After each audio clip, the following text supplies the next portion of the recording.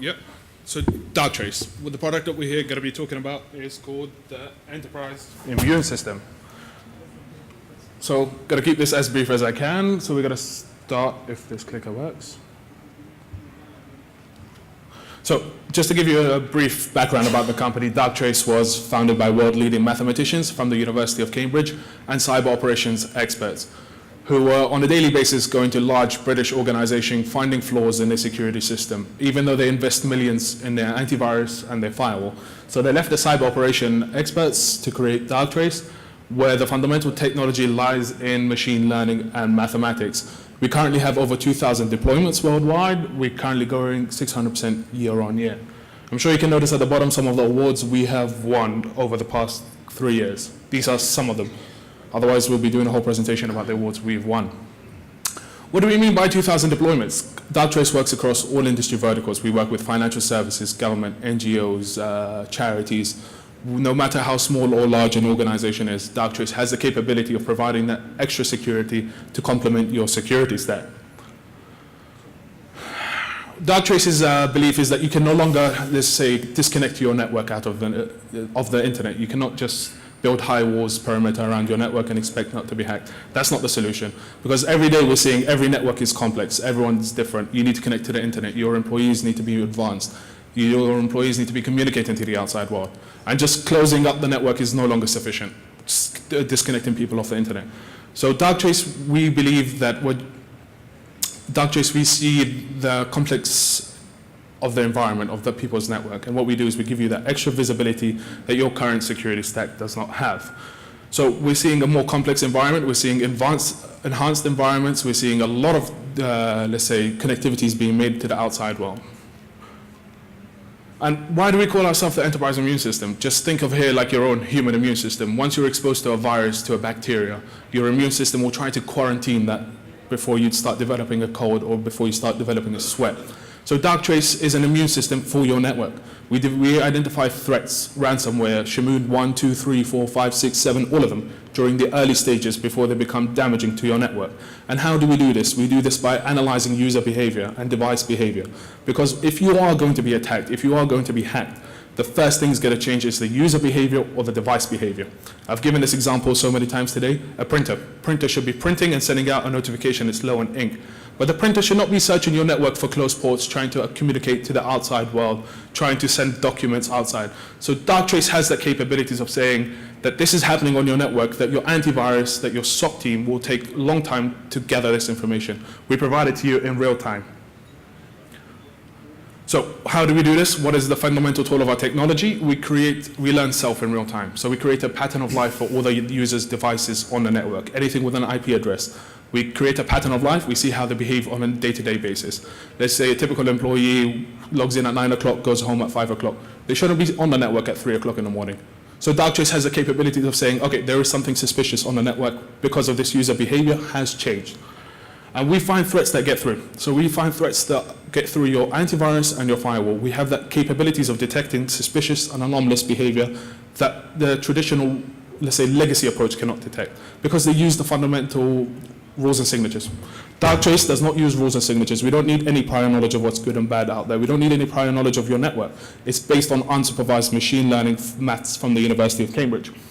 And what Darktrace does is we're able to detect both insider and external threats. You might have a malicious employee that's leaving the organization, plugs in a 500 gigabyte USB and downloads 200 gigabytes of information, let's say, from your network.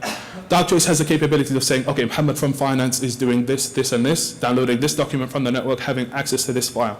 Before you tell him goodbye next month when he moves on to the next organization, you should ask him where that USB is because it has a lot of confidential information that belongs to you. So we detect both insider and external threats. So if people are trying to enter and let's say compromise your network, Darktrace has the capability of saying, okay, there's this inbound connection coming from a Russian or a Chinese server. Why is it? Is it suspicious? Is it normal? Or is this connection abnormal? And we provide you 100% visibility. So within plugin Darktrace, we see all the devices, anything with an IP address connected to your network, we see it.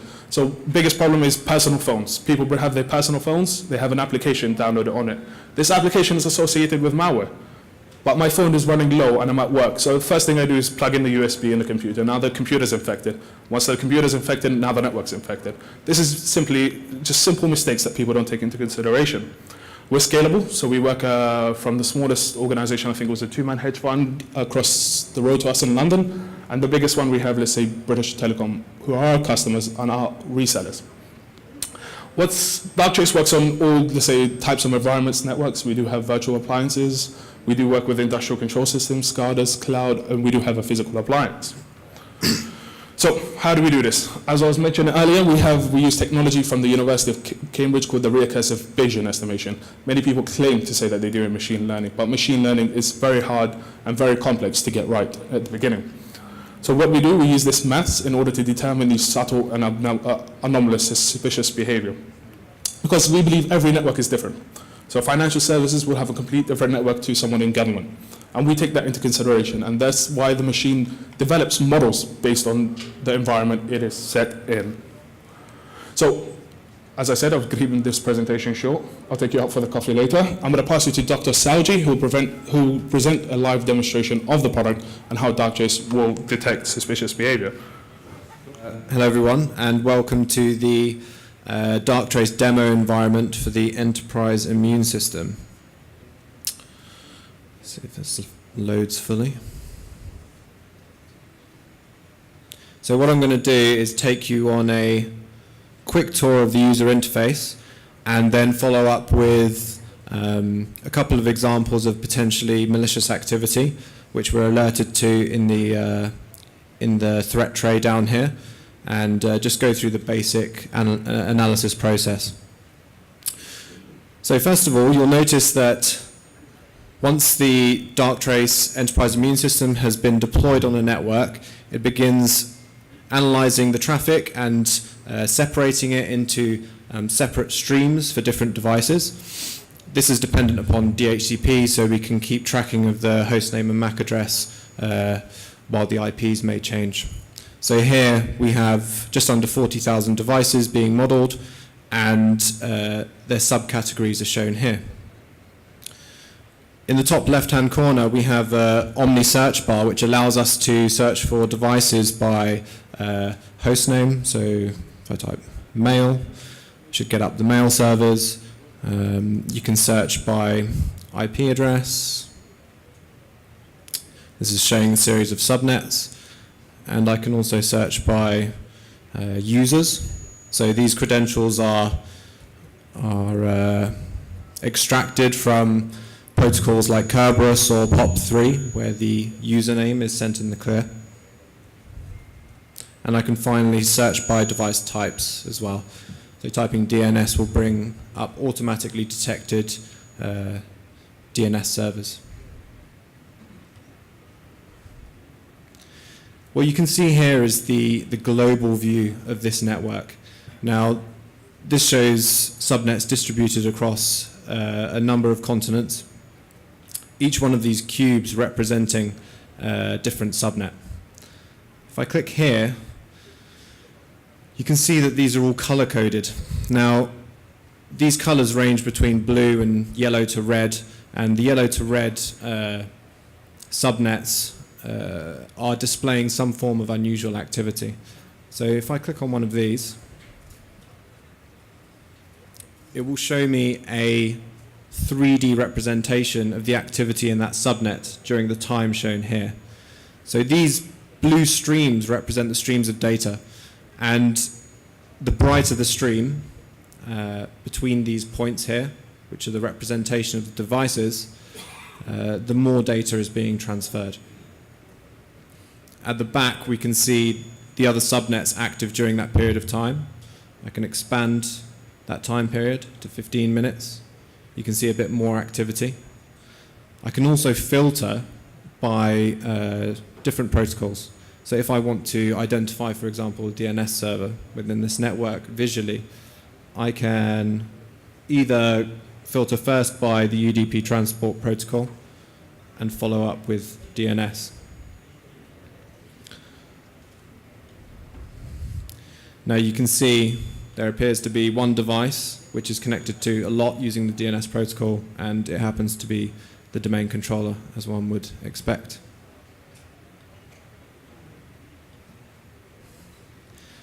This wall that you can see here represents the boundary between the internal portion of your network and the external. So if I click here, it will show the locations of the external connections during that period of time. So you can see these dots here. Here's one in Ireland. This looks like an Amazon IP address. And a few elsewhere. This one, Moldova, possibly suspicious. Now, that's just a brief overview of some of the graphical representations of the network. But where an analyst spends a lot of their time is down here in the threat tray. This is where the machine learning and anomaly detection is manifested in the form of model breaches. These are also color-coded for actionable intelligence. We don't want to be given alerts to a significant number of breaches which may be of lower priority than others. So we can select the level of breach that we're concerned with via this slider here.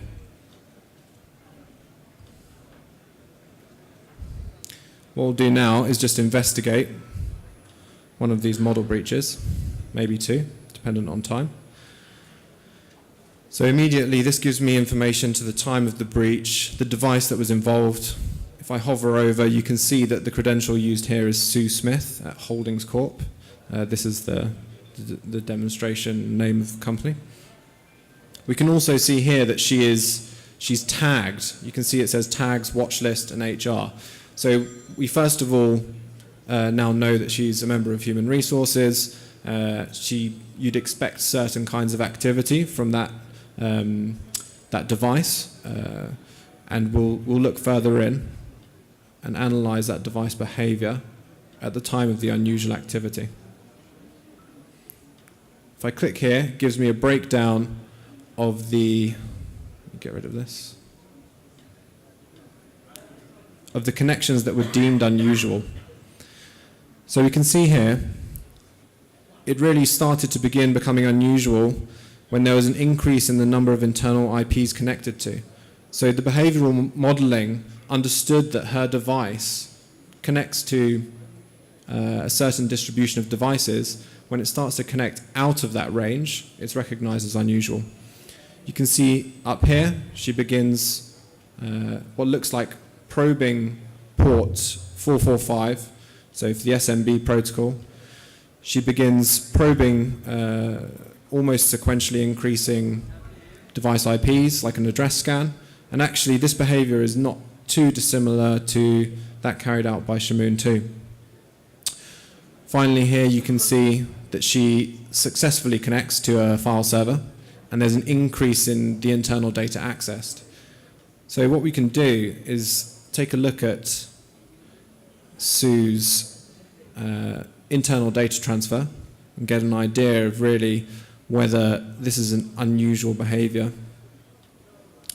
We can see here the orange color represents a download, so she made a download of about 50 megabytes at this time.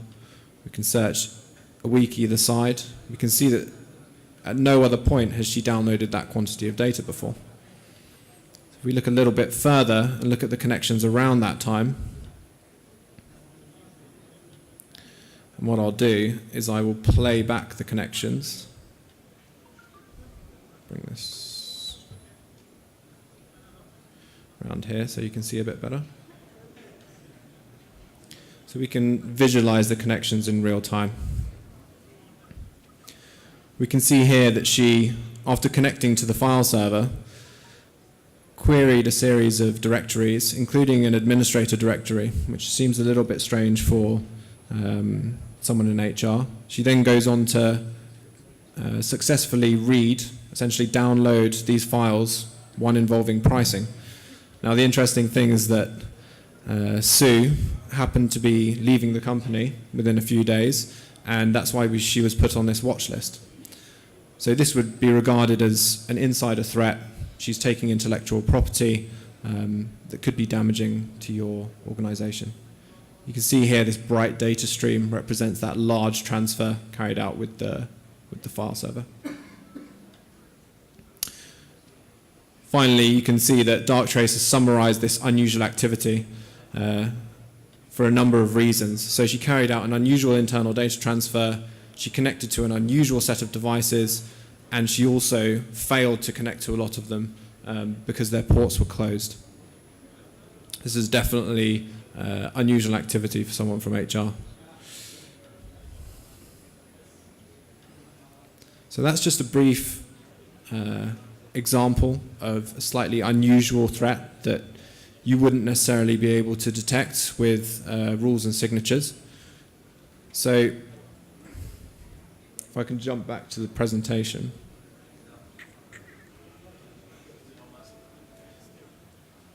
Whereabouts is it?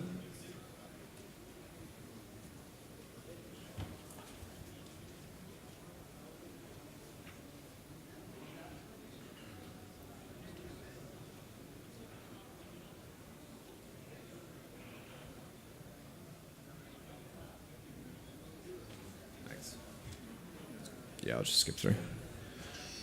So when your security is built upon rules and signatures, someone out there always has to take the hit. Someone always has to actually have that malicious activity carried out in order for AV signatures, file hashes, bad command and control domains to be detected. I could go through a very large number of interesting incidents that Darktrace has discovered since our inception. A total of 27,000 threats detected. There's a list of some of them here, but really what I want to emphasize is that our capability is in detecting those unknown threats. Those threats that have no signature already, threats like Shamoon2, for example. You know, the fact that they generated a new file that was capable of bypassing AV meant that once it breached your perimeter, you had no idea that it was there. And like I said, the activity carried out by devices infected would have definitely been detected as unusual and would have been alerted to you had the enterprise immune system been deployed. Really, as testament to our unsupervised machine learning, the device installs in only an hour. So once you have the data feed set up for the appliance, you essentially rack it, plug it in, wait for approximately a week, and then we carry out the analysis and report to you over a month-long period. So we provide 4 threat intelligence reports, and that is all complementary. So as proof of value, proof of concept, if you guys aren't interested in the information that we're providing and you don't find it valuable, then we'll shake hands, and that's that. So, thank you. Do you have any questions? Go ahead.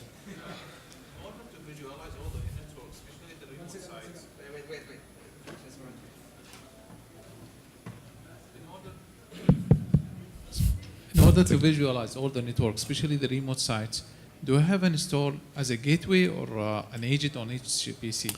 So it's agentless. Basically, it acts as a device that ingests duplicated traffic from a span or a tap. It does it all passively. It's not in line. I should also say that we have, after a period of about 3 months or so, when the behavioral models are fully established, we can start to then implement prevention systems which will detect the unusual activity and then act on it by killing the connections. The really powerful aspect of this is that rather than completely isolating a device, because the behavioral model understands what a normal person's activity is during the day, it can just isolate that activity, kill all the unusual stuff, but let them continue with their normal activity, so you don't completely DOS them.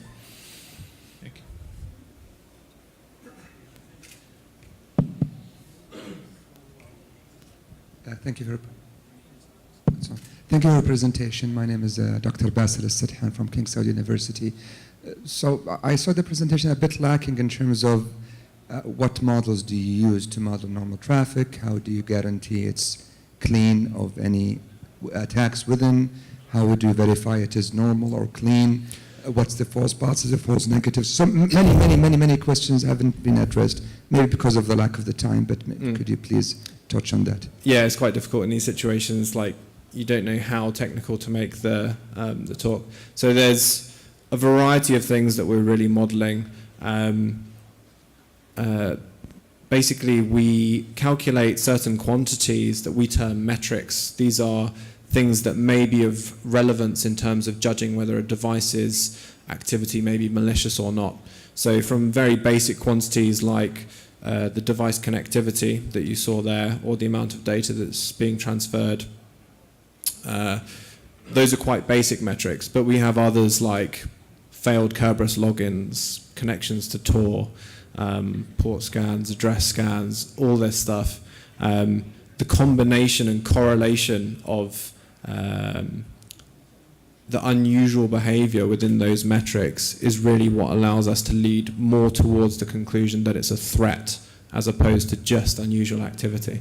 So we can apply the machine learning, but we can also, in addition to that, apply rules to that.